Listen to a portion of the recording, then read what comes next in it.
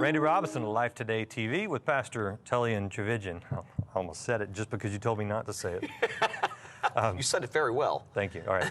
Tricky name, but try spelling it and Googling it. It'll get even trickier. You have a book out, Jesus+Nothing Everything. Yep. And I don't know what that means. Can you give me the short version of that? Well, it's the equation that set me free during the darkest season of my life, which was 2009. Why was it the darkest season of your life?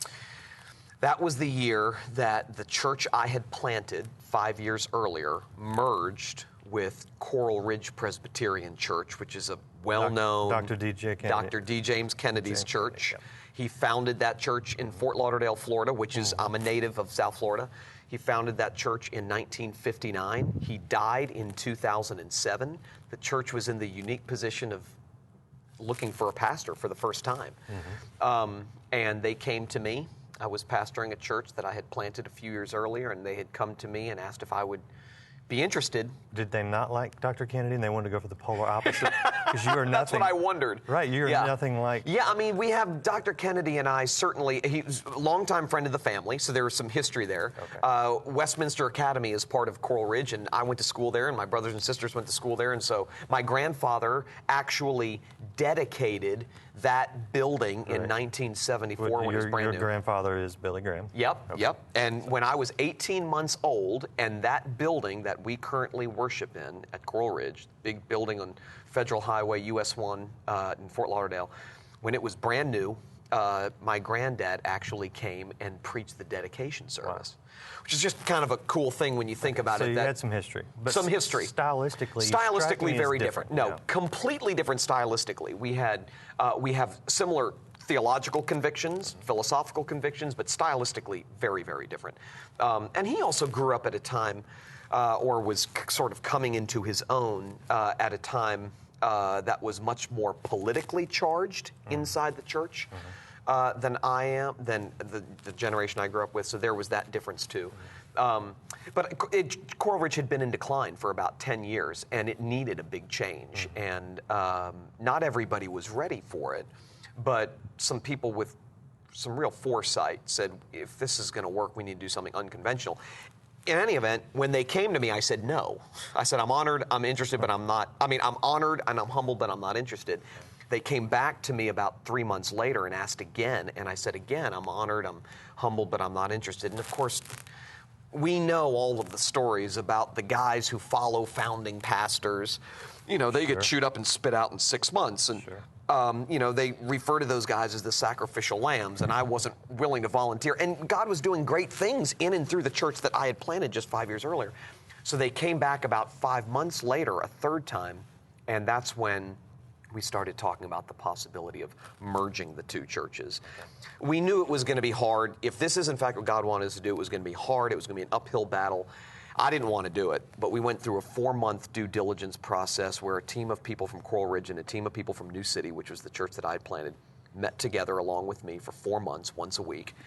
And we went through everything. And at the conclusion of that time, it was obvious that this is what God wanted us to do. And so on Easter Sunday of 2009, we came together as one new church, and it was great and celebratory, and I thought for one terribly naive second that this might not be that hard after all. And that lasted about 10 days, and then all the fireworks that we anticipated started going off. I mean, you try to merge businesses, you try to merge families, certainly churches. You know it's going to be hard. I felt like the father of a blended family. These people were used to this, and these people were used to that, and there was fighting, and there were people attacking me. And so I was at the absolute end of myself in June of 2009. I mean, I wasn't eating, I wasn't sleeping, because my family's well-known and the church was well-known. The press picked up on what was going on, so it was embarrassing, it was shameful. There were a lot of things being said about me that weren't true, but nobody would have known that they're not true if they're just reading it in the paper. So it was just a horrible, horrible time. It felt like the flesh was being stripped off my bones. And I went on vacation with my family. We go on vacation at the end of June every year. And we go to the southwest coast of Florida, and we rent a place on the beach. And I was, first morning of vacation, I get up, grab my Bible, grab a cup of coffee, go out to the balcony of the place we rented, looking at the Gulf of Mexico, and I let God have it.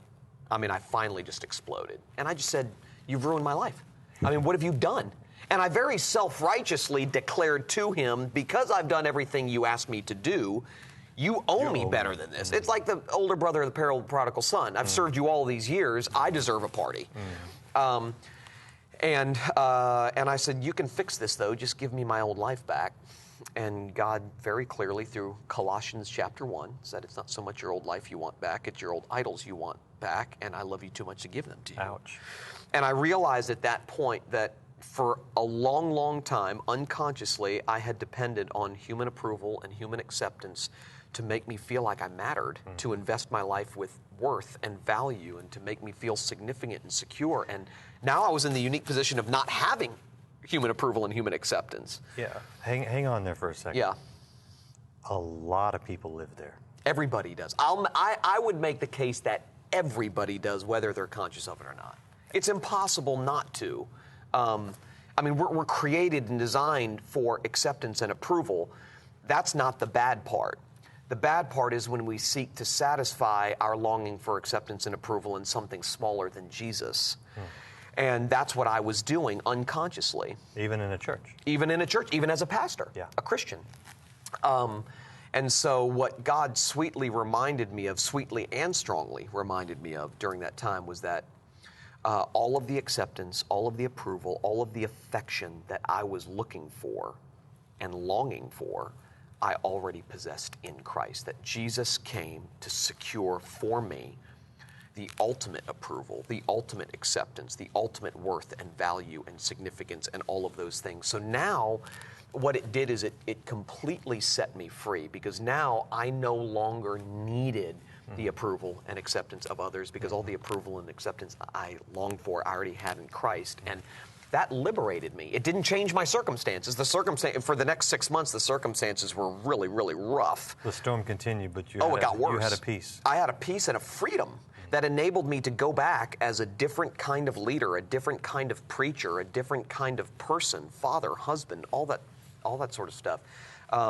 And so for me, it was during the summer of 2009 that I rediscovered what I call in the book the now power of the gospel. I think a lot of people inside the church think the gospel is for those people outside the church. It's for non-Christians. And then once God saves us, he moves us beyond the gospel into something different. And yet what I discovered is that we never outgrow our desperate need for Christ's finished work on our behalf. Martin Luther said, I have to preach the gospel to myself every day because I forget it every day. And what specifically, we refer to the first 4 books of the New Testament as the Gospels. Gospels, yeah. And we hear the phrase, the gospel truth. How do you find the gospel when you say it in that context? I mean, gospel means good news, and it's good news about what Jesus Christ has accomplished for sinners like you and me by his life, with his death, and with his resurrection. His law-fulfilling life, his death-defeating death, and his resurrection, which promises that one day all things will be made new. And so, by his life and with his death and resurrection, he secured for us things like approval, validation. I mean, so many of us spend our lives trying to make something of ourselves, trying to generate worth and value and try to get somewhere and be someone and all of those things. And it becomes functionally justification by works. It becomes, I have to justify myself. And any time we live our lives trying to justify ourselves, it leads to terrible bondage and slavery. I mean, I was enslaved. When I wasn't getting the approval and affection and acceptance from these people, I felt like the flesh was being ripped off of my bones. And it wasn't because my circumstances were rough. It was because for so long I had been leaning on those things to provide for me what only Jesus can provide. In a sense, your flesh was getting ripped off. It was getting, that's exactly right. I was being killed. God was killing me and making me alive. So, So that's what the book's all about. So and that's what you're all about, preaching the gospel to yourself and to your church members? Yeah. Where can people, if someone wants to maybe listen to one of your sermons, can they keep up with you online? Yeah, they can. I mean, all my sermons are on iTunes. They just either look up Coral Ridge or my name, Tullian Tchividjian, which is easy to spell. We'll put it on the screen. Yeah, that's good. Please do. The church website, www.crpc.org. Now, do Presbyterians just welcome? forgive me, I think of Presbyterians as typically wearing choir robes and Yeah, preaching sure. Yeah. very calm, sedate sermons. Yeah. I don't see you doing that. Yeah, no, I'm a more sort of breaking the fiery mold a kinda, little yeah. bit. Okay. Yeah, But they're okay I with that? am. I mean, I grew up Baptist. Maybe that has something to do with it. Nah, But see, no. No.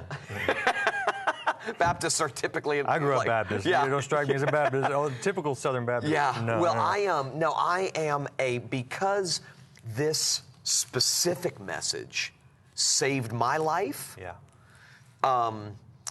It's the only thing I want to say to people for the rest of my life. I mean, it really is what I've discovered is it really is the only thing sinners need to hear. And when I say sinners, I'm not talking about People outside the church. outside. I'm talking about we remain sinners even after God saves us. And since the gospel has always been the only antidote to sin, Christians need the gospel just as much after they're saved as they did before. And we've lost that. We've come to believe the gospel is the ABCs of Christianity.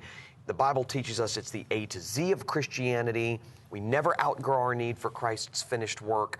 And so reflecting on what Christ has done and specifically what he accomplished and secured for sinners like you and me, and how what he secured and accomplished for us empowers us here and now to face life's challenges. I mean, I'll give you an example. This becomes really practical, so it's not just ethereal. I love receiving affection and love from my wife and 3 children. I mean, when I come home and my kids are happy to see me, my wife's happy to see me, I love that. Sure. But I've come to the liberating realization that while I love receiving love from them, I don't need it. That all of the love I long for and need in Christ I already possess. Now, what that does is it actually frees me to sacrificially love them, even if I can't guarantee that they're going to love me back. Because everything I need in Christ I already possess. Now I'm actually free to take bigger risks with my life because I don't need a return on my investment. That empowers me to leave it all on the field, to take bigger risks, to say crazy counterintuitive stuff like to live as Christ, to die as gain. It frees me to live my life, going to the back instead of trying to get to the front. Because Jesus succeeded for me, I'm free to fail. Because he won for me, I'm free to lose. Because he was extraordinary, I'm free to be ordinary. I mean, it's the gospel liberates, and that's what Jesus said in Luke chapter 4. I have come, he gives his mission statement in Luke 4 when he's reading Isaiah in the temple, and he says, I've come to set the captives free. That's what I've come to do, to free you from sin and death, from the pressure to perform, from the burden of trying to make something of yourself and validate your existence and justify who you are and all those things. Jesus came to do for us what we could never do for ourselves, and that changes everything. Good stuff. Be sure to check it out online. Check out their website and check out his book, Jesus+Nothing Everything. And be sure to tune in to Live Today. If you missed the show on the air, you can always watch Tullian Tchividjian on Live Today at livetoday.org. Thank you so much for spending a few minutes with us. Thanks for having me.